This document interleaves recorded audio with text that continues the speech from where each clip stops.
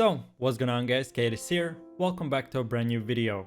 Today I have brought a new series for you called the Warzone Building Guide number 1. Everyone knows every single weapon stats, best loadout setup, but what about the buildings then? In Warzone there are more than 50 unique structures and each one of them more different than the other. So in today's episode I will look into the police station, we will figure out the best tactics on how to push this building, the best clearing strategy as a solo, duo, trio or a squad, and then the same thing on how to defend it. And at the end you'll be able to see cool hiding spots that you didn't know, quick overview and full in-depth guide about the police station. Leave a comment in comment section down below letting me know what next building you want me to review, and let's get right into it. So, in Warzone, every single police station has 19 windows, 11 that you can shoot from and 8 that are closed. In general, there are only 7 different police station spots. First one is between Lumber and Quarry, second one is in Downtown, third one is between Superstore and Train Station, fourth one is in Promenade, fifth in Dam, sixth in Airport Hangars, and last but not the least, between Downtown and Stadium. Each police station have the same strength and weaknesses, but there are a few things that you need to know. The first police station, which is between Lumber and Quarry, has only very small buildings nearby, which means that by just being in a police station's roof, you can have vision over all of your enemies. But for example, if we take a look at the 7th police station, which is between Stadium and Downtown, the whole building is covered from a higher and bigger buildings, so you would never want to go on a roof there. I won't be going super in depth about each location because some of them are very similar and some not, but I will just simply encourage you to look out for close by structures and high buildings, where you are an easy target to shoot. The police station's roof is one of the most unprotected roofs from any building, so be aware of that you can be at a huge disadvantage. Then as for more weaknesses go, police station doesn't have many, you can get attacked from below and above, and in the second floor there are 2 massive windows in each side, which obviously you have to be careful because if you peek from one you can get shot from another. The windows in general don't give you much of a cover and enemies can jump through them where you don't expect it. As for the good news go, by using mech tactics you can mitigate the weaknesses and make a single entrance for your enemies to attack from. Police station in general has many small rooms which you can use to your best advantage, so I will show you how to push and defend. For a solo player, usually the best way is to start at one point, clear the whole floor and then go to the next one. As for attacking from above, you definitely don't want to do that. You will make too much noise, which in solos is super important, and there's much more bigger chance that enemy will be camping the ladder, which will put you at a huge disadvantage. So the best way to do it is to use the bottom left entrance and clear room by room. Then when that is done, be careful when moving up the stairs. I usually prefer to crouch to minimize the sound of the footsteps. If the player is not ghost and you have a heartbeat, use it and indicate in which side is he camping. But for the purpose of this video, I will continue as if we don't have any tactical equipment. When I'm at the second floor stairs, I always check the left side first and then move to right.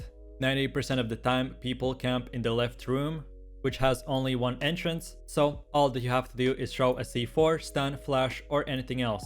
Use the middle room's window and eliminate the enemy. But then as for the things that you need to do in duos, it is all about trading.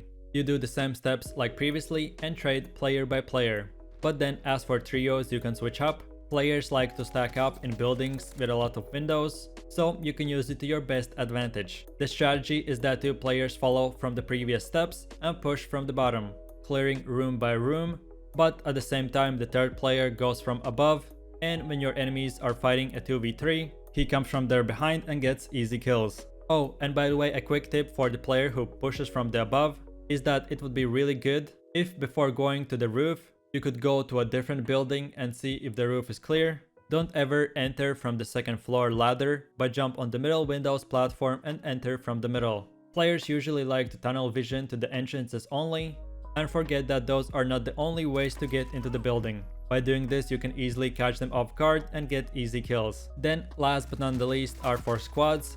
In general, it is the same thing as in trios, just that 2 players are pushing from below and 2 pushing from the above.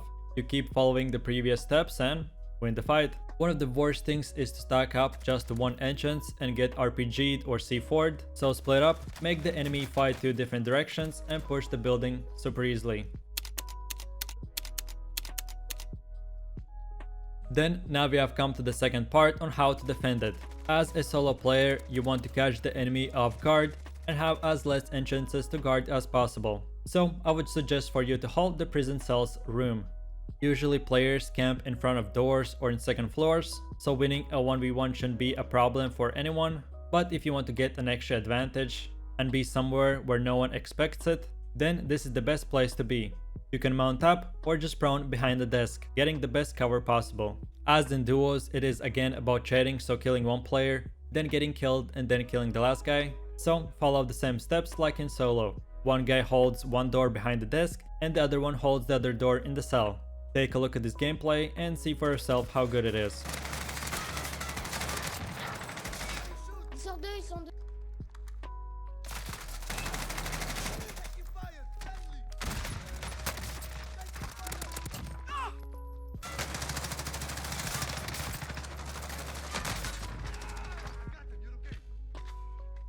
But then for trios and squads, you can switch it up. I like the idea that teammates split up and hold different directions rather than just stacking up and making your whole team easily killed and exposed by a single C4 or just an explosive. So the plan for trios is that the first player holds this corner, the second one holds the left side behind the desk, and the third one goes to the right side. Together you make a triangle and you are able to shoot from 3 different directions. By splitting to these 3 different locations, each player has a chance to look out from the window, to kill other players outside of the police station, if no one else is pushing you, and most importantly, each of your teammates have a cover to defend the building from.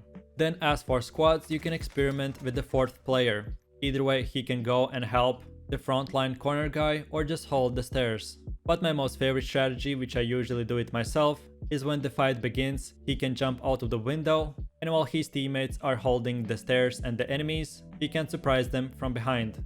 No team will ever expect a random solo guy to come from a different direction, and that will catch them off guard, getting you 2 to 3 easy kills. I believe that in squads and trios you want to entirely give up the bottom floor, which will make the enemy team to enter the bottom. So if they don't have any players to scout, they'll never expect attack from behind. By splitting up like this, you'll be able to defend the whole second floor from attacks from the above and below.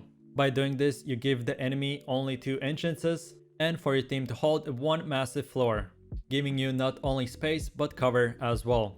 Police station in general isn't that hard to defend, so I hope these tips and tricks helped a lot. With that said, last but not the least, we have come to the part in which I will tell you each building's secret tricks that no one knows. So as far as the police station goes, there are only 2. First one is that if a police station has default car in front of it, you can easily jump on it, then aim your next jump for the corner of the Windows platform like this, and surprise your enemies by entering through a window. As for the second trick, it isn't much of a secret, but here you can prone on the floor behind the desk and shoot the enemies through this small hole.